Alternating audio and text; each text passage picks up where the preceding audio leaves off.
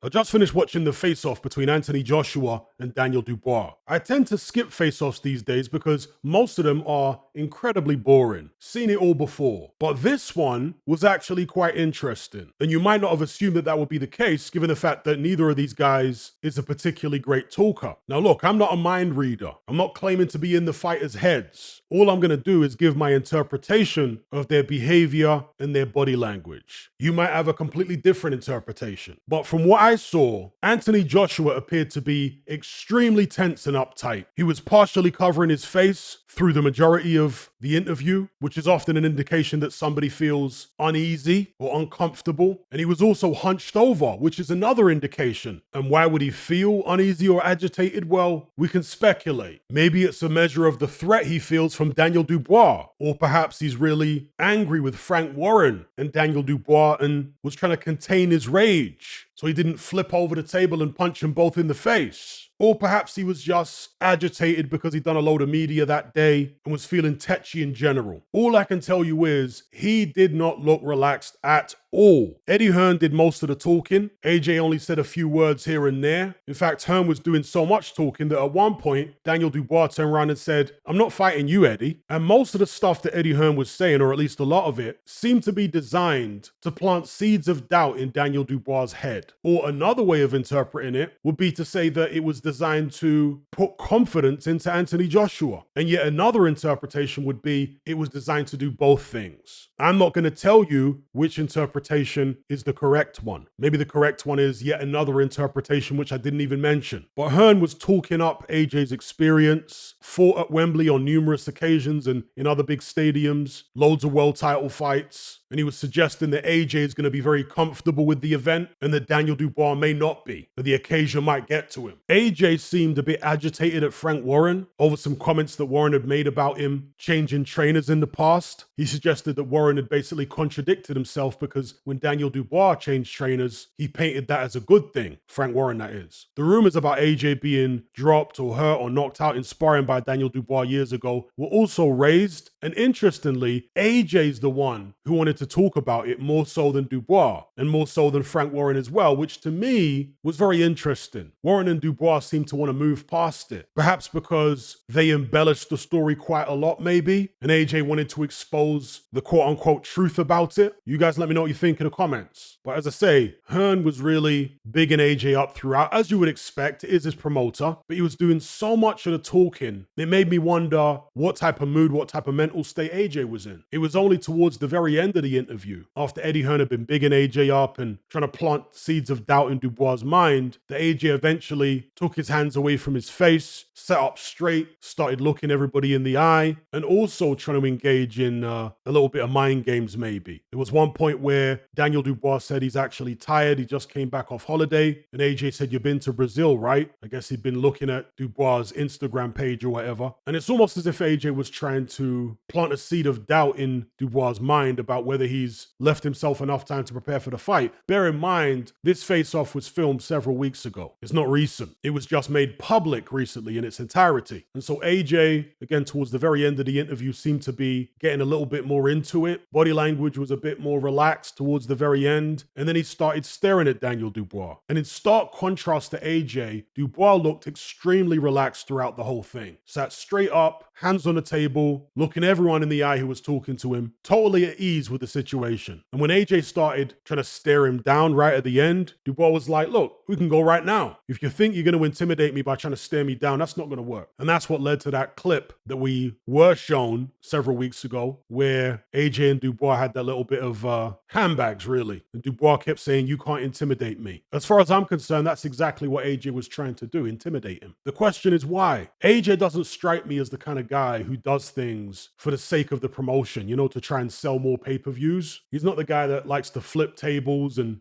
do a bunch of theatrics. If he was trying to intimidate Dubois, either it's because he doesn't like him, or he was very agitated that day, or it's because he feels like he needs to intimidate Dubois to get the upper hand in the fight. And if that's the case, it's not a good look for AJ, because with all the experience he has over Dubois, not just more fights, but way more fights at a much higher level, a lot more success at a higher level, he shouldn't need to try and intimidate this young man. He should be confident within himself that he's got everything in hand. But as I say, that was several weeks ago, and the fighter's moods can change as fight day draws nearer. A fighter's confidence levels can change during a training camp, depending on how the camp has gone. But the overall impression I was left with is familiarity tends to breed contempt. When AJ fought Otto Wallin, he knew him very well from sparring him over the years and fighting him in the amateurs. He looked very self-assured going into that fight. I didn't see the same level of confidence in the face-off with Dubois. But again, I'm open to the possibility that AJ's demeanor was the result of other factors. Stuff outside the ring, being agitated about doing a load of media, being annoyed with stuff that Frank Warren and Daniel Dubois had said over the years. Then again, it could be an indication of the level of threat that AJ feels from Dubois. Let me know what you guys think it is in the comment section below. And let's just say, for argument's sake, that it was a matter of AJ being angry and annoyed at Dubois and Frank Warren. Going into the ring angry is usually not a good thing. You tend to burn up more energy and you tend to be more reckless, make more mistakes, get tired more quickly. If AJ's going to win this fight, the dynamic needs to be the other way around. He needs to be the calm one, capitalizing on the younger fighter's emotion and recklessness. Anyway, I'll leave it there. If you haven't seen the face-off, I recommend it. It's quite interesting. Give me your interpretation of what you saw in the comment section below.